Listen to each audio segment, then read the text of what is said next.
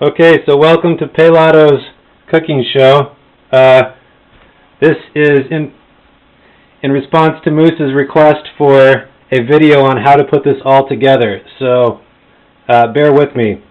This is at the step where you've got your dough, your melted butter, your cinnamon and sugar mixture, and of course your thread all ready for cutting the cinnamon rolls. You also need to have your greased pan ready. I will say that I did try and find a Bavarian bar wench outfit to wear for Brian, but I could not find this. So, I'm going to pass this over to my assistant for further filming. She's promised not to show my back end to show how out of shape I am. Hi, everybody. So, once you've got your dough on a well-floured surface, I usually just kind of spread it out with my hands, much as you would with a pizza dough. Kind of get the general size. And then I go at it with the rolling pin, of course.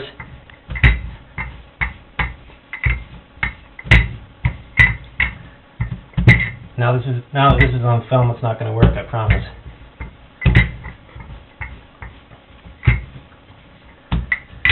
And maybe Dad and Dave will approve of this, mate.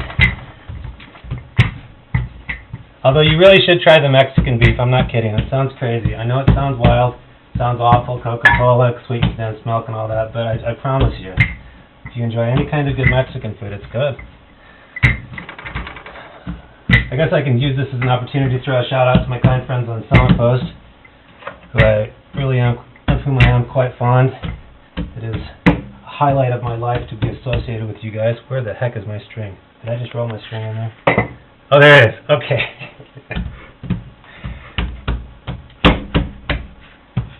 And let me see. So then once it's rolled out, I usually try and make it about that big. Pour the hot butter right on. Spread it all around evenly. This is a part, I don't believe you can really use too much butter. I usually use about one stick for this, but a little bit more sometimes is fun because you can really get a good caramel effect. And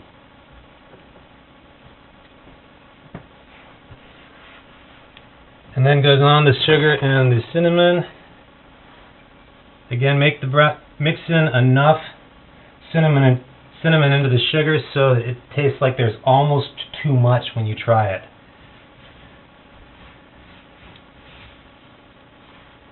If you want a lot of butter, you got to add more cinnamon and sugar, and likewise, if you want to use a lot of cinnamon and sugar and make it kind of caramely, you got to have a lot of butter.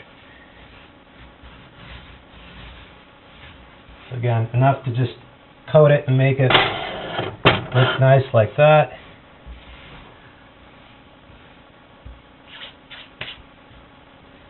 And then comes the part of the actual roll. Fold it under like a cheap sleeping bag.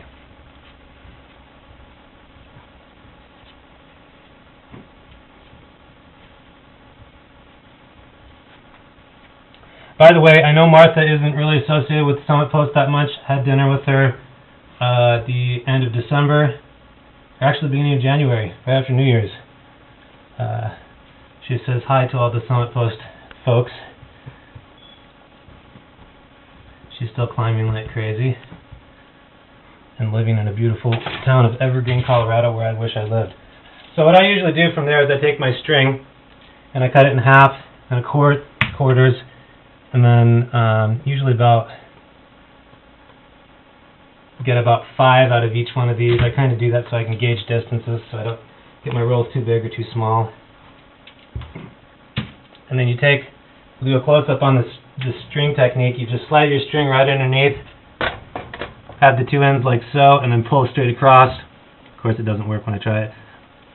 And that slices your rolls very nicely.